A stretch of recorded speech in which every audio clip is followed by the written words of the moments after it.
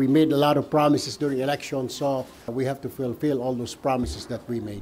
Pero kung wala naman talagang laman yung papel, kahit na gaano kapal yan, pero wala namang laman, then I'll say, no, let's dismiss it because it will be a waste of time and money. I'm not a master of law, diba? I just have to really rely as a journalist like you.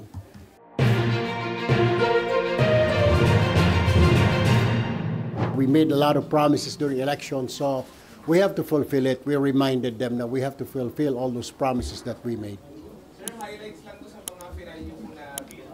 Well, there are 10. Kagaya yung sinabi ko, para ito yung pang 10 priority bills ko. Yung the rights verification law must be reviewed para gusto ko lang kasi malaman bakit inalis yung kapangyarihan, inalis sa NFA na magbenta ng murang bigas.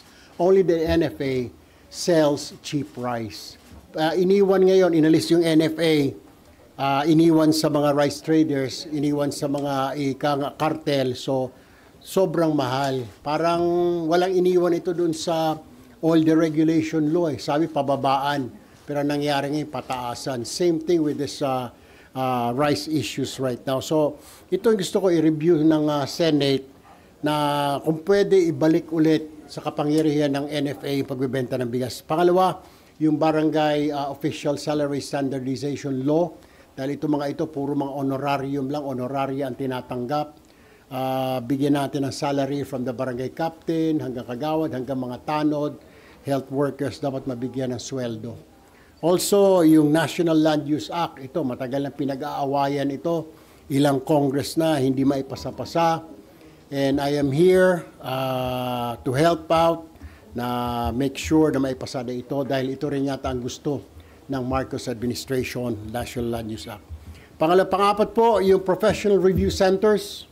Problema ho ito, yung mga state colleges natin, universities, nag-offer po ng mga courses like na mga law ngayon, mga medtech, etc. Ang problem, pagdating ng review, yung mga mahihirap, hindi rin nakaka-exam because walang budget.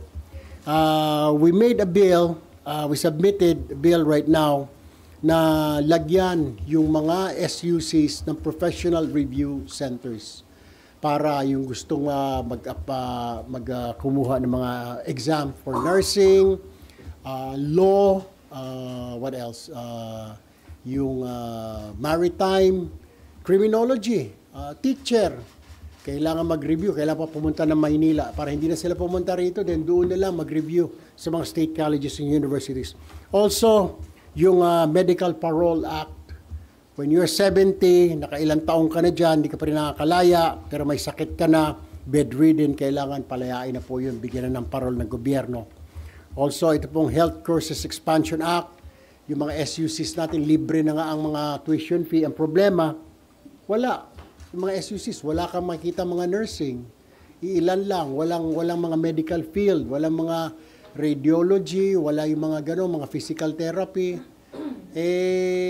Sa mga probinsya, kailangan pa pumunta sa Maynila. Siguro lagyan na rin yung mga SUCs ng mga healthcare, health courses dyan sa mga SUCs. Also, yung pagbibigay ng ayuda, napakadaming requirements. When I was at the DSWD, parang 10 to 15 ang kailangan mong bit-bit na requirements para mabigyan ka ng simple na AIX o ng ayuda. Ilabas mo yung asawa mo sa ospital, kailangan pa ng marriage contract. Why will you do that? Hindi pa ba sapat yung hospital bill? Hindi pa ba sapat na may indigency ka? Biro mo, kailangan mo ng birth certificate. Kailangan mo ng marriage contract, humingi ka ng ayuda. We'll have to do away with this kasi tumatagal po eh. Gustong ilabas ni Mrs. yung asawa niya, mister niya, hindi niya mailabas dahil pabalik-balik siya, pupunta ng PSA, pupunta ng kung saan-saan. We have to simplify this pagkuha ng mga ayuda. Isa pa dyan, yung Anti-Conflict of Interest in Public Utilities Act. This is serious. Okay? This is an issue.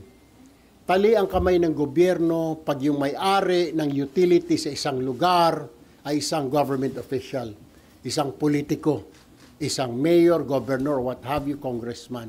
Hindi makakilos ang gobyerno because pagmamay-ari siya ng politiko. So I filed a bill na disallowing. Pag ikaw ay tatakbong mayor, governor, congressman, senador, ikaw, hindi lang magda-divest ka. Ikaw at ang pamilya mo, immediate family, up to the second relationship, sanguinity, dapat wala kayo sa ganong business. Para pag may problema, magawa ng solusyon. We have a problem like this right now, hindi tali ang kamay ng gobyerno because yung may-ari ay nasa gobyerno. This is sad. Review of the Expanded Solo Parent Acts. Kapapasalan po ito ng 2022 pero marami pong solo parents ang hindi nakakatanggap ng 1,000 pesos na allowance. I don't know why.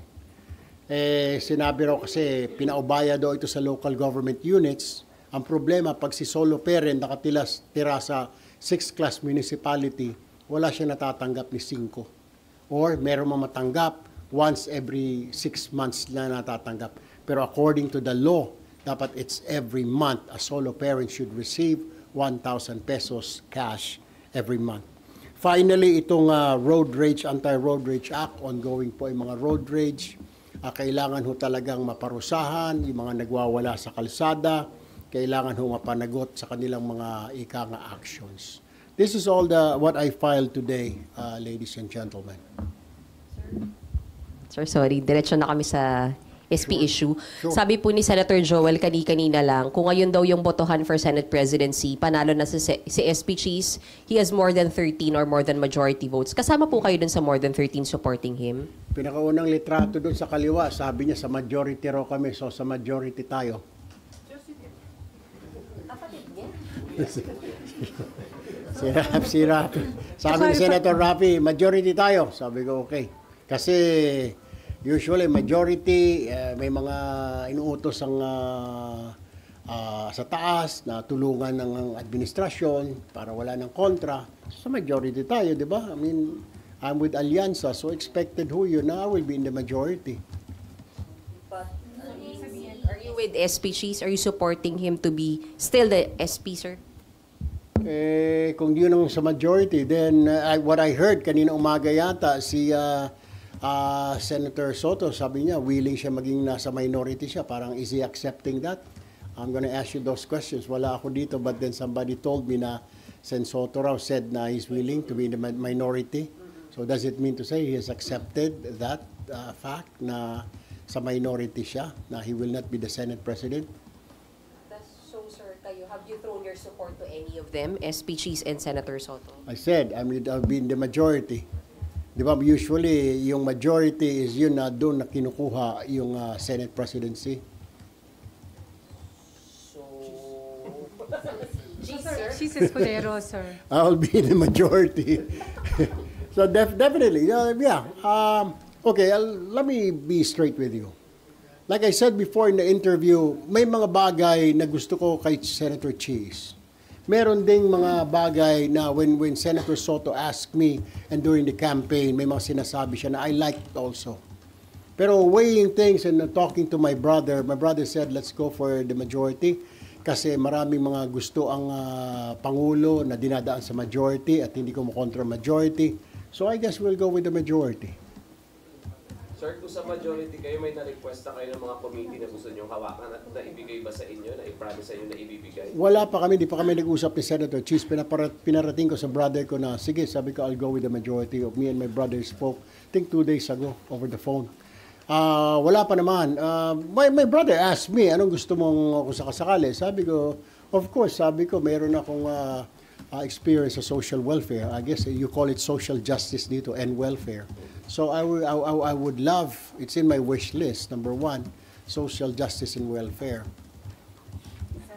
Pasensya na makulit kami. Alam niyo naman yung trabaho natin, makulit.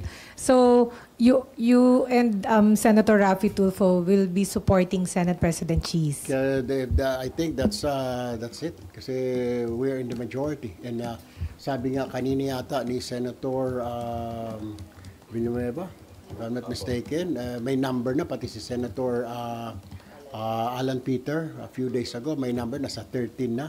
I guess kasama na ako doon sa 13 na sinasabi niya, or more than 13. Kasama kayo ni Sen. Rafi.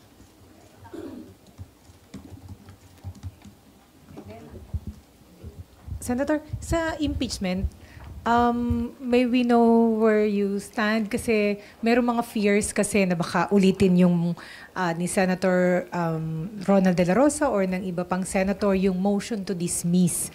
Papayag ba kayo na i-dismiss yung impeachment complaint kahit wala pang trial? Let's leave it to the decision of the leadership. Leave it to the decision of the Senate President and the senior leadership. Kasi if I will tell you now kung anong gusto ko, because it will really taint something. It will tell you something. If I will say I want it dismissed, then it will tell you na pro-impeachment ito. If I will say pag i-dismiss, then anti-impeachment ito. If I say na wag i-dismiss, sabihin nila hindi sa impeachment ito. And I'll be a senator judge, di ba? It's hard to say right now na gusto ko ma-dismiss. It's already telegraphing my decisions in the future if I say dismiss or not to dismiss, di ba? I want to see the documents. I want to see the pieces of evidence. If there's enough, ako simple lang naman You show me the piece of evidence. Kahit bukas, bigyan mo ako ng papel na isinubmit or pag-submit sa Senado, mabigyan kami ng kopya. I can tell you right away, you ask me. And I will say, sige, wag natin i-dismiss, ilaban natin ito. Pero kung wala naman talagang laman yung papel, kahit na gaano kapal yan, pero wala namang laman, then I'll say, no, let's dismiss it because it will be a waste of time and money. Looking at it, kung talagang titignan mo, may punto yung sinasabi ng House of Representatives sa Section 11. Pero kung titignan mo rin, may pinupunto rin naman itong kabila. But you really have to weigh things na talagang hihimayin mo. I'm not a master of law. Diba? I just have to really rely, as a journalist like you, rely on the pieces of evidence submitted before me. Parang, di ba, every time we do a story, mayroon tayong mga expose. Give me the documents, we say. Then from there, we do the story. And then we confront that person na being accused of, sir, may dokumento ako, ganito, totoo ba ito? We also have to, we don't put out the news. Hindi natin ginagawang balita kung hindi pa natin naririnig yung side nito. Unless kung ikaw ay columnist or ikaw ay opinionated na journalist. Sir, mag-hire kayo ng legal team or additional lawyers to advise you for the impeachment trial kasi it's going to be very legal matters talaga. I talked to two of them kaninang lunchtime. Already did. Trial lawyers sila. And they said they're willing to help me out. Dalawang lawyers. Senator, pa-clarify lang po, pasensya na. Sabi niyo kanina, pag-aaralan niyo kung dapat i-dismiss, kung wala naman laman. Ibig sabihin, you are open to the impeachment complaints dismissal kahit walang trial kung makita ninyo dun sa mga, siguro, yung maagang submissions? Dahil sa Section 11, it should go to trial. You cannot just be throwing it away, di ba? Parang there's a violation of the Constitution if we will not go on trial. What I'm saying is, bakit natin, we will hear that, tapos i-convict natin yung tao, wala naman laman, yung ika nga na pinadalang evidence dito ng Congress. What is it for, di ba? Well, we will be wasting time, we will be wasting a lot of money for this impeachment kung wala naman laman, di ba? So I must really see it and I cannot decide. Pero wag naman yung wala pa, di-dismiss mo na, hindi pa naman nag-hear, di ba? Makikita mo lang naman yung mga piece of evidence pag nag-umpisa na yung trial. So, dapat may trial. Of course, I would like to see that there's a trial. Ngayon, if there's not, ba't pa natin patagalin? Ako siguro, I'll be the first one to say, kung after few days, wala naman laman, then I will say, kahit nasa majority ako, I will say, teka muna guys, wait. Wala naman laman nito puro hearsay ito Then why don't we just dismiss this? Pero kung may laman naman, then let's fight. It will take 6 months, Senator Erwin Tulfo, then let's go for it. Para mabigyan naman ng chance yung taong bayan. They want to see. A lot of people are saying, we have the right to know if it's true or not. Yun yung hinahanap nila Is this true or not? Diba? Pati nga yung kampo ni VP, sabi niya gano'n, sige, fight. Kasi para once and for all, para sa kanya din naman yun eh. Once and for all, di ba? Matuldo ka na ito to get this over with. Parang Damocles sword ito na nakakuan sa ulo niya. Kung saan siya pumunta, hanggat di matatry itong kaso na ito, hanggat di siya ma-absolve, hanggat di siya ma-acquit, then mayroong laging agam-agam ang taong bayan na guilty ito eh. Sorry, balikan ko yung committee chairmanship. Makukuha niyo po yung social justice? Is it something na pinramis ni... it was a wish. I told Sen. Rafi to tell Senator Cheese na gusto ko yung social justice and welfare. And the Pero reply hindi pa was? naman, wala pang reply naman. So far, anong committee na po yung nakuha niyo, sir? Wala pa. Wala. There's no committee yet. Sir, hindi ka pumirma dun sa articles niyo. Wala, hindi ako umabot doon. Among the 215. Sa Congress? Wala. I reserved my right. Sabi ko kasi, I told the speaker na magiging senator judge ako dyan, boss. So, pinayagan naman niya ako na not to sign. Sir, logistics, may rope na kayo, yung mga gano'n, nasukatan na. Sinukatan na ako. Actually, immediately after the election, may something, may robe na eh. Sir, meron nang kayong schedule lang para maging member kayo ng impeachment court? Wala pa. Hindi pa kami pinapaya. Pero what I heard ba, this week yata. Something like that. Pero wala pa kaming schedule. No, baka this week. Pero wala pa sinasabi.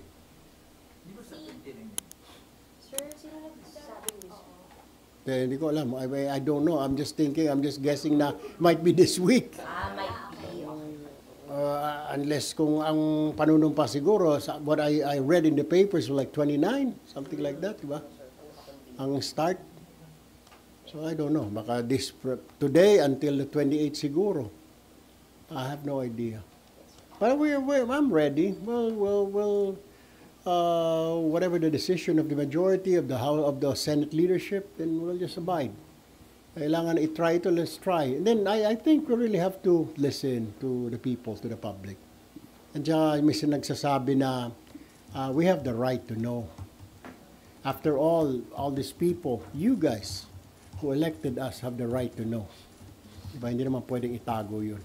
So it's just proper na, sige, let's go to trial. Diba? Kung not guilty, ba't po patagalin? That's it, basically. Pero wag naman yung i-dismiss mo na hindi pa naghihiring. Ano ba naman yon? Para mo sinabi, murder ang kaso nito, dismiss, sasabihin ng judge. It's kind of hard. Maraming salamat po. I'll be seeing you po every day. Wag muna ngayon, wag muna bukas. Bala pa akong opisina. Pero starting on the 28th, you can come to my office anytime. You can ask questions anytime. Feel free. Sure. May laging ready na kape doon. Thank you.